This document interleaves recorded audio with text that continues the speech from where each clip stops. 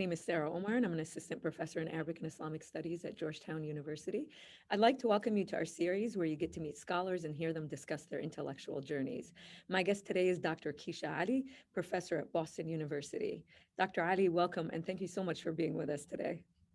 Thank you, and thank you for doing this series. What a great idea.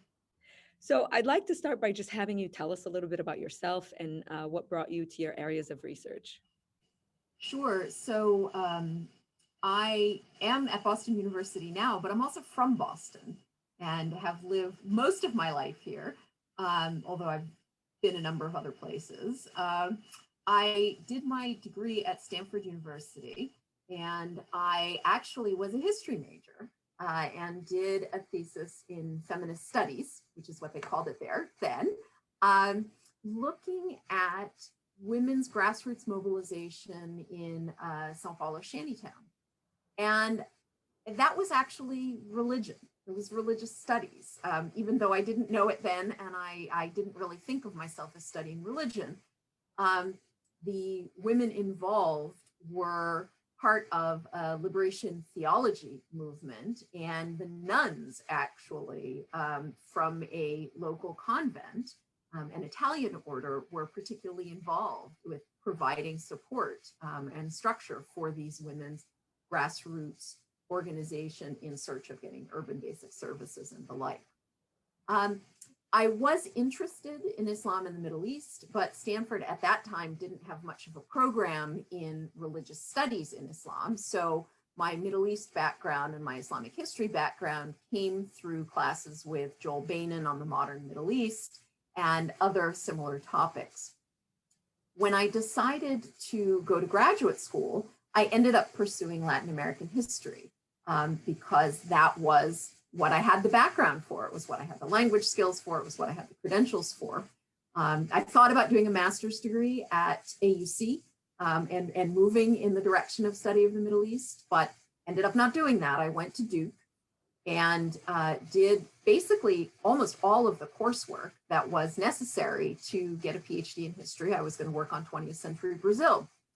But at the same time, since my very first semester of graduate coursework, I'd also been taking one course every term in the religion department, studying Islam, Islamic history with Vincent Cornell and Bruce Lawrence. I started taking Arabic with Roqeya Cornell and Miriam Cook. And ultimately, I ended up switching programs, which meant reapplying. Although they counted many of my courses, I ended up having to do 2 more years of coursework when I'd been just 2 courses away from comprehensive exams. And I decided to go in the direction of Islamic studies. I ended up definitely with an interest in contemporary issues around women, gender, and Islam, Quran interpretation, family law in Muslim majority nations.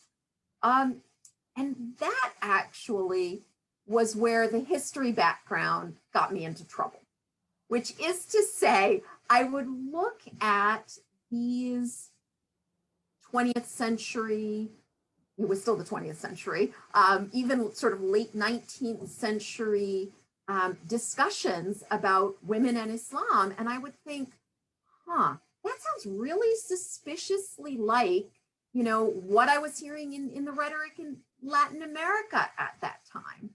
That doesn't sound, these things that people are talking about as sort of essentially Islamic, right? Authentically Muslim ways of thinking about marriage and gender and spousal relations and the family. That sounds suspiciously Victorian to me. Like, what's going on here?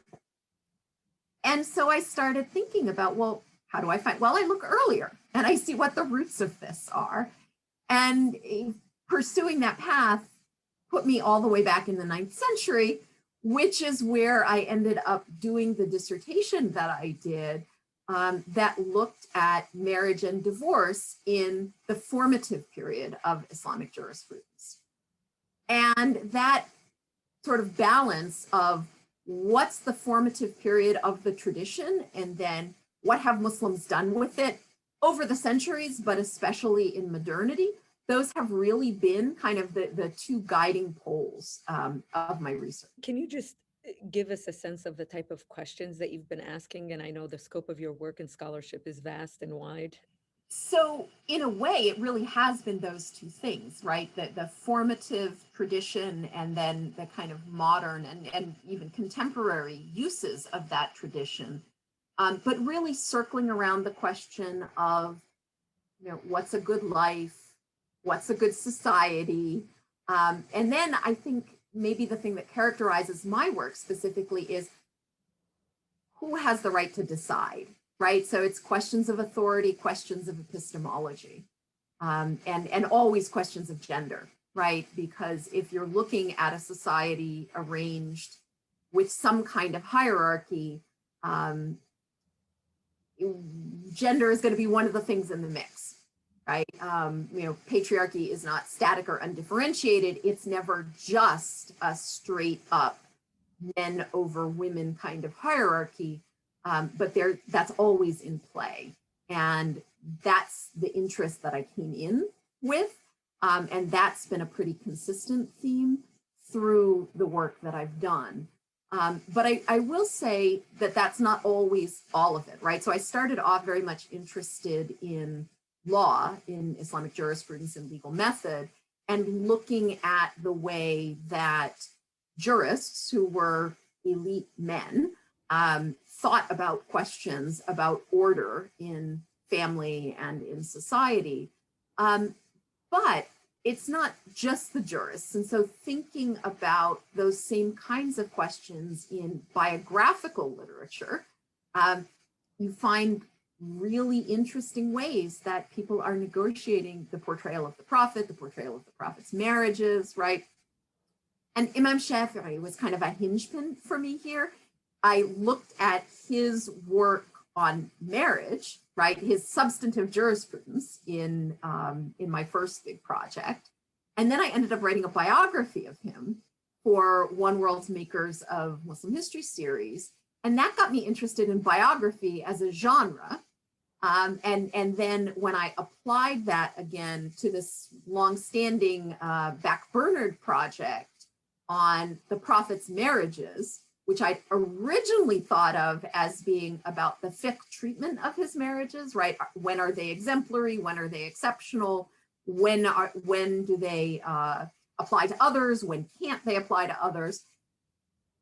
I actually ended up now with this interest in biography thinking, oh, well, let me look at the Sira literature and how the biographers, early, medieval, and especially modern, deal with precisely this question and see what that tells us about notions of personhood, right? Not just hierarchy, not just gender, but sort of what does it mean to be a moral exemplar?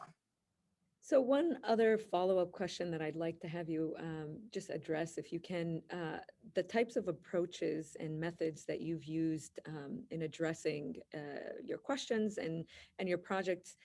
In what ways have those shifted, and also, in what ways have they shifted alongside the fact that the fields that you're working within are also shifting? So when I started off working with fiqh texts, I think part of what I was dealing with then was just this question of how do you read this genre of text, right? How do you, on the one hand, read it for the implicit worldview, but also, and perhaps even first, how do you read it for meaning, right? The legal texts presume that you know the laws, and then they present you with an exception, right? And so it's a complicated process to sort of extract the presumed norm from these casuistic texts. So a lot of what I was doing early on was sort of training myself to think like a jurist, right? And at a certain point, that becomes second nature, right? And that's a really, really interesting kind of question. And some of the scholars who are doing the most exciting work in Islamic law these days are approaching Islamic law very much as law, right? And thinking about those questions about legal norms. So that was a big thing early on for me. But I was also simultaneously, because I was interested in kind of contemporary ramifications of how one negotiated with Muslim tradition and with interpretations of the tradition, also sort of reading feminist texts and reading conservative, neoconservative, women's, pro-woman texts that didn't necessarily identify themselves as feminist. And that process of sort of thinking about how do you intervene in contemporary conversations while navigating between, you know, the Scylla of the Muslim past and the Charybdis of contemporary anti-Muslim prejudice. What do you do there? That's continued to be kind of a theme of the work that I do, is thinking about that relationship between the two. But the approach is really different these days, now that there is actually much more of a cadre of folks thinking about gender in pre-modern texts. So, you know, folks like Sadia Yaqub and Fatma Sidat, who are working on fiqh texts, right? Hina Azam, also, who's worked on Hanafi and Maliki texts on sexual violation, Carolyn Baugh on minor marriage. All these folks are coming to the law with really a solid understanding of what's going on in those texts, right? And they're not the only ones, right? They're just the four that come to mind immediately. But there are also folks like Zahra Ayubi, who's working with medieval Persianate akhlaq texts, right? Which tells you something about genre as well as about genders. There all of these more complex projects that enable us to have, I think, much richer conversations that recognize the specificity of what we're doing, even as we're all talking about the same kinds of things, about patriarchy, about power, about hierarchy.